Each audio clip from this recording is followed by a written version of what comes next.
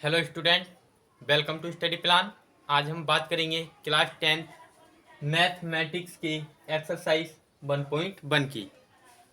Exercise 1.1 से संबंधित एक वीडियो हम पहले ही अपने चैनल पर अपलोड कर चुके हैं, जिसको आप प्लेलिस्ट से जाकर के प्राप्त कर सकते हैं। हमने जो पिछला वीडियो था उसमें हमने एक्सरसाइज 1.1 के क्वेश्चन नंबर 1 और 2 को बहुत ही भली भांति तरीके से सॉल्व किया था। आज जो हम सॉल्व करने वाले हैं वो है हमारा क्वेश्चन नंबर 4, क्योंकि जो क्वेश्चन नंबर 3 है वो आप खुद कर सकते हैं, क्योंकि इसमें केवल हमको दिया है कि किसी परेड में, मैं आपको एक बार बता देता हूँ कि क्वेश्चन नंबर 3 क्या है। किसी परेड में 616 सदस्यों वाली एक सेना आर्मी की टुकड़ी को 32 सदस्यों वाले एक आर्मी के बैंड के पीछे मार्च करना है और दोनों समूह को समान संख्या वाले स्तंभों में मार्च करना है। उन स्तंभों की अधिकतम संख्या क्या है? तो स्तंभों की संख्या निकालने के लिए हमको निकालना होगा जो हमारा 616 सदस्य हैं और जो 32 सदस्य हैं उनका HCF। जैसे ही आप इनका HCF निकालेंगे तो आपको स्तंभों की संख्या प्राप्त हो जाएगी। तो चलिए अब जो हम सोल्व करने वाले हैं वो क्वेश्चन नंबर 4। तो हम क्वेश्चन नंबर 4 को जो है नोट कर लेते हैं। यूक्लिड विभाजन प्रमेयिका का प्रयोग करके दर्शाइए कि मैंने क्वेश्चन को नोट कर लिया है। हमको सिद्ध करना है कि जो यूक्लिड विभाजन प्रमेयिका की सहायता से क्वेश्चन दिया है, हमको इसको सिद्ध करना होगा कि यूक्लिड दर्शाइए कि किसी भी धनात्मक पूर्णांक का वर्ग किसी भी पूर्णांक m के लिए 3m या 3m+1 के रूप का होता है। हमको सिद्ध करना होगा कि जो पूर्णांक m है उसका वर्ग यदि हम करें तो 3m या 3m+1 के रूप का होता है। तो हम लिखेंगे कि माना a एक धनात्मक पूर्णांक है।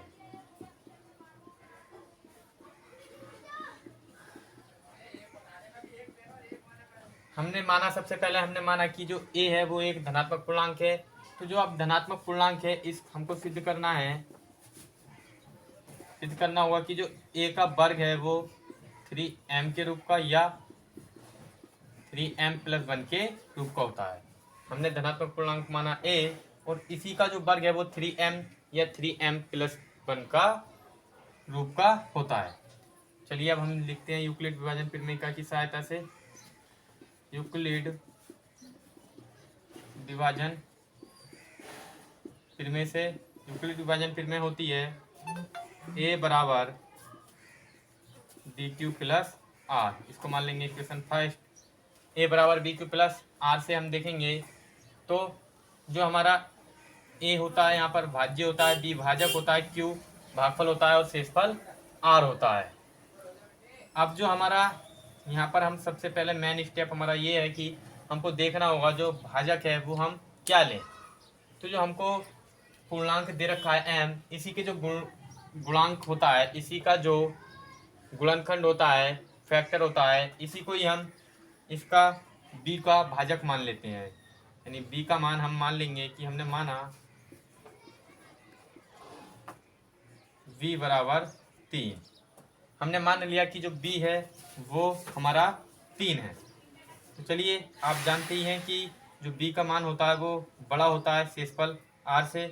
तो जो r होगा वो हमेशा 3, b बड़ा होता है r से, यानी r छोटा होता है b से। तो b का जो मान है वो है 3, तो शेषफल जो r होगा वो 3 से छोटा होगा। तो r हमारा हो सकता है 0 हो सकता है, 1 हो सकता है और 2 हो सकता है। जो शेषफल हमारा r है वो 0 हो सकता है, 1 हो सकता है और 2 हो सकता है। तो चलिए अब हम सबसे पहले रखेंगे समीकरण 1 में r बराबर 0। जब हम r बराबर 0 रखेंगे, r बराबर 0 रखने पर जो हमारे पास समीकरण में जब हम r का मान 0 रखेंगे तो हमको प्राप्त होगा a बराबर, v का भी मान हम साथ ही साथ रख देते हैं। v का मान है 3q प्लस r का मान 0, तो हमको प्राप्त होगा a बराबर 3q। यहाँ पर जो हमको प्राप्त हुआ वो हुआ a बराबर 3q। चलिए अब हम यहाँ पर इस पूर्णांक का जो हमें को आया a बराबर 3q, हमको सिद्ध करना है कि जो इसका वर्ग है, पूर्णांक का वर्ग, तो हम इसका भी करेंगे दोनों पक्षों में वर्ग। जब हम इसका वर्ग करेंगे तो ये हो जाएगा ए स्क्वायर बराबर 3q का स्क्वायर। दोनों पक्षों में हम कर रहे हैं वर्ग, तो इसका हो जाएगा वर्ग, और ए स्क्वायर बराबर 3 का वर्ग होता है 9, तो ये हो जाएगा 3 तिया 9 और क्यू स्क्वायर। ए स्क्वायर बराबर यहाँ से हम लेंगे 3 कॉमन, तो यहाँ बचेगा हमारे पास 3q स्क्वायर, अंदर बचेगा हमारे पास 3q स्क्वायर। अब जो ये जो ब्रैकेट वाला पोर्शन है इसको हम मान लेंगे m, माना जो 3q स्क्वायर है वो हमने मान लिया m, जहाँ m क्या है भाई, एक पूर्णांक है, जहाँ m एक पूर्णांक है और हमने इसको मान लिया m, तो ये होगा ए स्क्वायर बराबर 3q स्क्वायर की जगह हम रख देंगे m, तो ये हो जाएगा 3 इंटू एम। तो जो हमारा पहला पार्ट था वो तो हमने सिद्ध कर दिया कि जो किसी भी धनात्मक पूर्णांक का वर्ग होता है वो 3m के रूप का होता है। तो चलिए अब हम रखते हैं r बराबर 1। जब हम रखेंगे r बराबर 1 रखने पर, जब हम समीकरण 1 में r बराबर 1 रखेंगे तो हमारे पास आएगा a बराबर v का मान तो 3 है, v का मान 3 और q है सही, इंटू जो शेषफल r है उसका मान हम अब रखने वाले हैं 1, तो हमारे पास प्राप्त होगा a बराबर 3q प्लस 1, और इसका भी हम करेंगे वर्ग दोनों पक्षों में, तो ये हो जाएगा a स्क्वायर बराबर 3q प्लस 1 का स्क्वायर। हमारे पास प्राप्त हुआ 3q प्लस 1 और इसका हमने कर दिया दोनों पक्षों में वर्ग। जब हम इसका वर्ग करेंगे तो हमको प्राप्त होगा A square is equal to, ये सूत्र होता है ए प्लस बी का होल स्क्वायर। मैं आपको बता देता हूँ कि ए प्लस बी का होल स्क्वायर क्या होता है। ए प्लस बी का होल स्क्वायर होता है A square plus B square plus 2ab। इसी सूत्र के माध्यम से हम इसको खोलेंगे तो ये हो जाएगा 3q स्क्वायर प्लस 1 का स्क्वायर प्लस 2 इंटू, मैं इसको बिटान देता हूँ, थोड़ा सा इधर लिख देता हूँ, ए प्लस बी का होल स्क्वायर बराबर A square plus B square plus 2ab। इसके माध्यम से मैं ये यहाँ पर खोल रहा हूँ, तो A square 3q square plus 1 square plus 2 into A की जगह जो है हमारे पास है 3q इंटू बी की जगह है 1, तो ये जो इस प्रकार से हमको प्राप्त होगा वो होगा, ये सूत्र थोड़ा डिस्टर्ब कर रहा है, उसको ख़त्म ही कर देते हैं, आपने देख तो लिया होगा ही।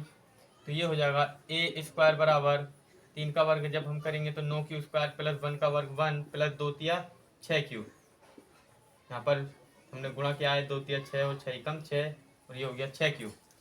अब जो 6q और 9q है यहाँ से हम ले लेते हैं 3 को कॉमन, ए स्क्वायर बराबर इसको इधर ले आएंगे 9q square plus 6q plus 1 और ए स्क्वायर बराबर यहाँ से हम इन दोनों में से हमने ले लिया 3 कॉमन, तो यहाँ से बचेगा 3q स्क्वायर प्लस 2q, इन दोनों में से कॉमन लिया था और जो बाहर जो था हमारा बचा हुआ था 1। अब जो हमारा ये ब्रैकेट वाला पार्ट है हमको फिर से मान लेना होगा इसको m, माना 3q square plus 2q is equal to m। 3q square plus 2q को हमने फिर से मान लिया है m, जो कि एक क्या है, धनात्मक पूर्णांक है, तो हम इसी m को अब यहाँ ब्रैकेट वाले पार्ट को की जगह रख देंगे, तो ये हो जाएगा ए स्क्वायर बराबर 3 इंटू इसकी जगह रखेंगे हम m और हमारे पास पहले से ही है 1। तो चलिए ये सिद्ध हो गया है कि कोई भी जो धनात्मक पूर्णांक है उसका वर्ग धनात्मक पूर्णांक m के लिए 3m या 3m प्लस 1 के रूप का होता है। देखिए यहाँ पर ए स्क्वायर बराबर 3m हमको सिद्ध भी करना था कि ए स्क्वायर जो है वो 3m या 3m प्लस 1 के रूप का होता है, और हमने सिद्ध कर दिया कि ए स्क्वायर बराबर 3m या 3m प्लस 1 के रूप का होता है। तो चलिए अब हम बढ़ते हैं क्वेश्चन नंबर 5 की ओर, जो कि एक्सरसाइज 1.1 का अंतिम क्वेश्चन है।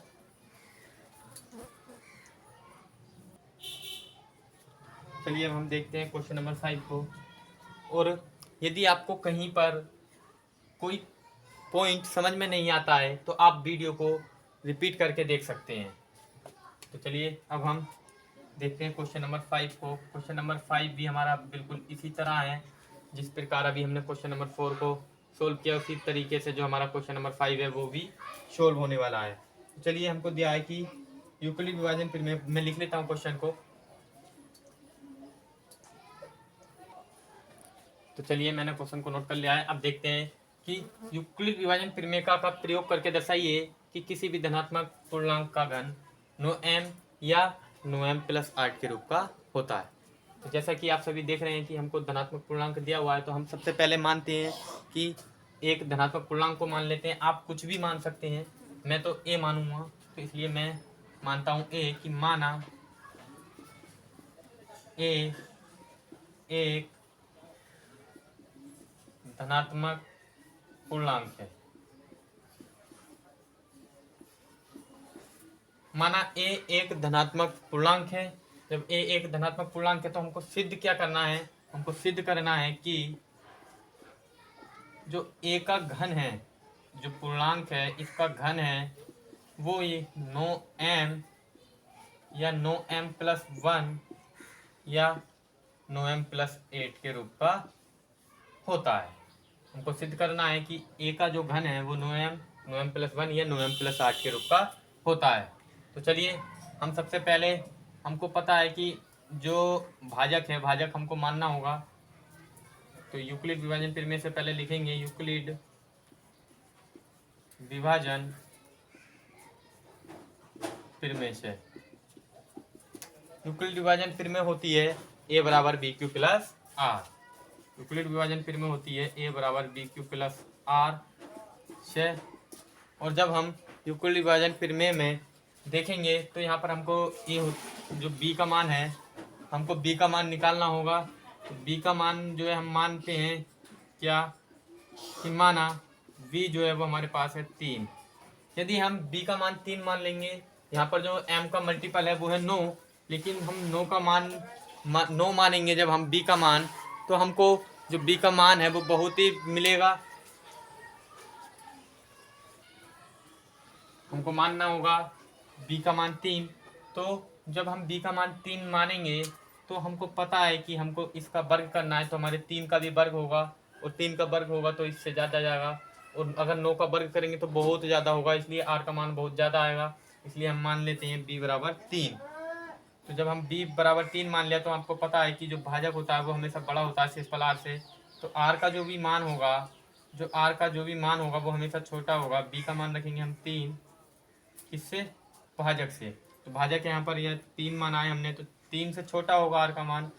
तो आर का जो मान हो सकता है वो हो सकता है 0, 1 और 2। सबसे पहले स्टेप में हम रखेंगे आर बराबर 0 रखने पर, आर बराबर 0 रखने पर यहाँ पर हम आर बराबर 0 रखेंगे समीकरण 1 में। इसको मान लेते हैं समीकरण 1। जब हम समीकरण 1 में आर बराबर 0 रखेंगे तो ये हो जाएगा ए बराबर बी। बी का जो मान है हम रखेंगे 3 इंटू क्यू प्लस आर का मान रख रहे हैं 0, तो ये हो गया ए बराबर 3 क्यू। अब हमको ए का करना होगा घन, क्योंकि हमको घन करना है, तो इसलिए इसका भी हम करेंगे दोनों पक्षों में घन। तो ये हो जाएगा ए की क्यू बराबर 3 क्यू की होल क्यूब। ए की क्यूब ए का घन और 3 क्यू का घन। जब हम इसको खोलेंगे तो ये हमको, जब हम इसका खोलेंगे तो ये हो जाएगा ए की क्यूब बराबर 3 का घन होता है 27, और क्यू की घात हो जाएगी 3। ए का घन होता है 3 का घन होता है 27, और क्यू की घात हो जाएगी 3। यहाँ से हम कॉमन ले लेते हैं 3। ए की क्यू बराबर, जैसे हमने पिछले क्वेश्चन में 3 को कॉमन लिया था, ऐसे ही हम यहाँ पर भी 3 को कॉमन लेंगे। 3 हम कॉमन ले लेंगे तो यहाँ पर बचेगा 3 नम 27 और क्यू की घात 3। अब जो हमको दिया है, हम सॉरी यहाँ से हम कॉमन लेंगे 9, और जो हमको अब यहाँ बचेगा 9 तिया 27।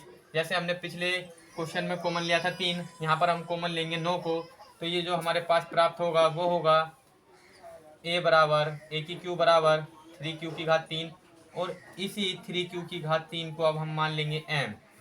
इसी 3 क्यू की घात 3 को अब हम मान लेंगे एम। ये हमने माना है। अब जब हमने ये माना 3 क्यू की घात 3 बराबर एम, तो जो 3 क्यू की घात 3 है इसकी जगह हम रख देंगे एम। तो ये हो जाएगा ए की क्यू बराबर 9, और इसकी जगह रखेंगे एम। तो ये हो गया ए की क्यू बराबर 9 एम। जो हमारा पहला पूर्णांक था उसका जो घन है 9 एम, वो हमने सिद्ध कर दिया है। अब हम अगले स्टेप में रखेंगे आर बराबर 1। आर बराबर 1 रखने पर जब हम r बराबर 1 रखेंगे तो हमारे पास प्राप्त होगा यूक्लिड विभाजन फिर में काय में रखेंगे तो a बराबर b का मान हमारे पास है 3 इंटू क्यू प्लस r का मान रखेंगे हम r का मान रखेंगे 1। तो हमारे पास अब ये जो प्राप्त हुआ a बराबर 3 क्यू प्लस 1। अब हम इसका कर देंगे घन, क्योंकि हमें घन लाना है तो हमको घन ही करना होगा।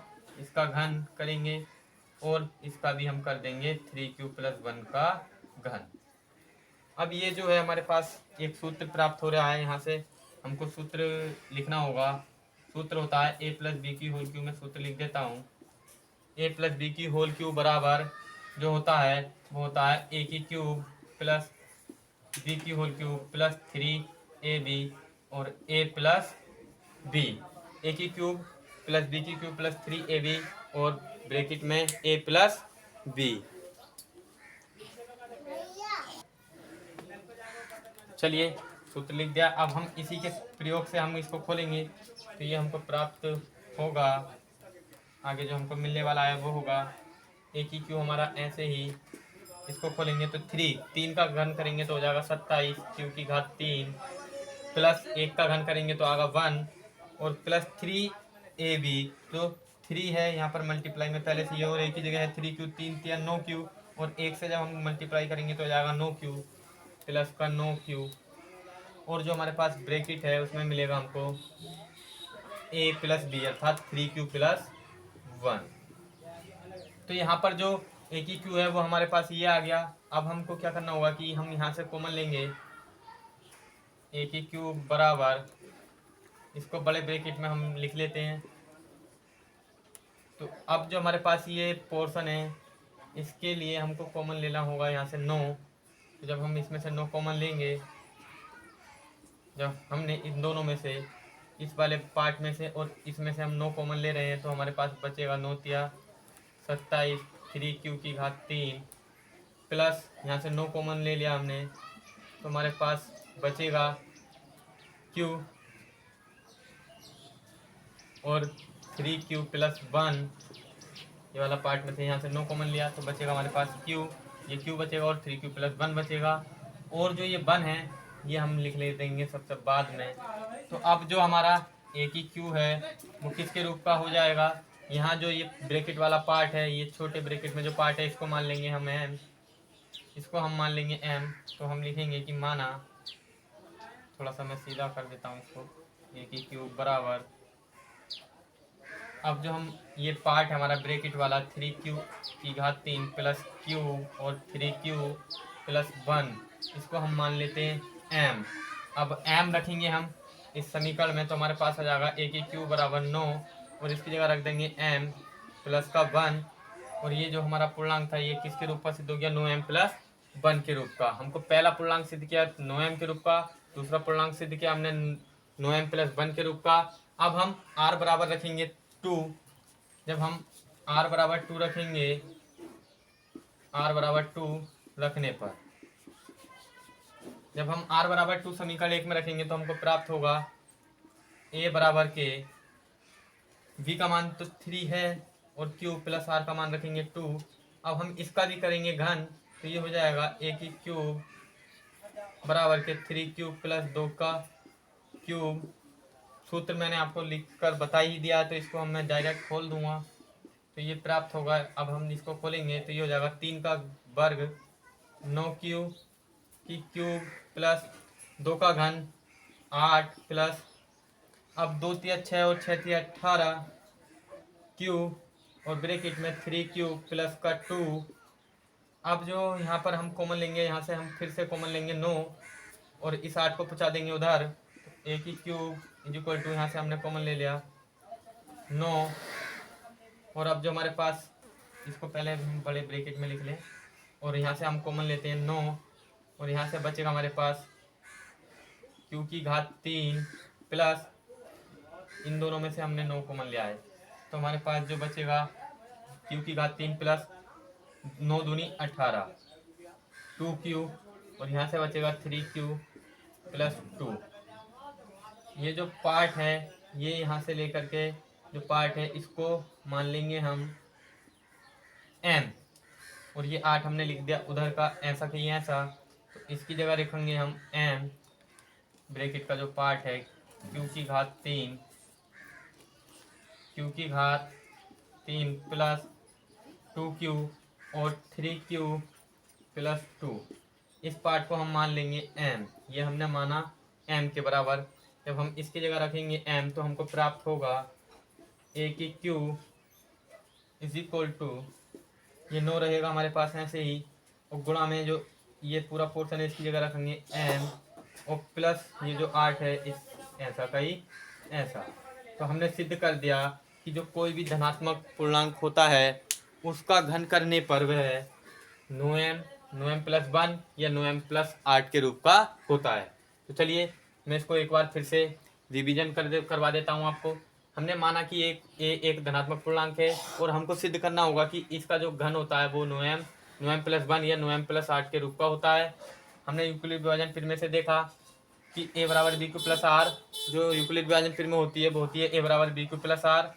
अब हमने देखा कि जो हमको m का गुणांक है वो है 9, और यदि हम m का b का यानी भाजक जो है हम 9 मानेंगे तो हमारा जो r की वैल्यू होगी वो बहुत आ जाएगी, और हम r जो है रखते रखते जो है परेशान हो जाएंगे। इसलिए हमने b को करा छोटा और हमने माना 3, तो b बड़ा होता है हमेशा शेषफल r से, तो r का जो मान होगा 0 हो सकता है, 1 हो सकता है और 2 हो सकता है। सबसे पहले स्टेप में r बराबर हमने 0 रखा, तो हमारे पास जो पूर्णांक आया वो आया a की घात 3 बराबर 9m, यही हमको सिद्ध करना था। और दूसरी बार हमने जब स्टेप 2 में r बराबर रखा 1 तो हमको प्राप्त हुआ a की क्यू बराबर 9m प्लस 1। यहाँ पर जो हमने 9 कॉमन लिया था और जो ये पोर्शन था इसको पूरे को मान लिया था m, इसी की जगह हमने जब m रखा तो हमको प्राप्त हो गया 9m प्लस 1। इसी प्रकार से हमने यहाँ से कॉमन लिया था 9, और जो ये इसमें से और इसमें से कॉमन लिया था 9, और जो ये ब्रैकेट वाला पोर्शन था इसको माना था m, और इस प्रकार से ये पूर्णांक हमको प्राप्त हुआ था a की क्यू बराबर 9m प्लस 8। तो चलिए हमने एक्सरसाइज 1.1 को समाप्त कर लिया है। तो चलिए मैं आपसे मिलूँगा नेक्स्ट वीडियो में। अगर वीडियो अच्छा लगा हो तो आप इसको लाइक करना, शेयर करना और सब्सक्राइब करना ना भूलें। Thanks for watching.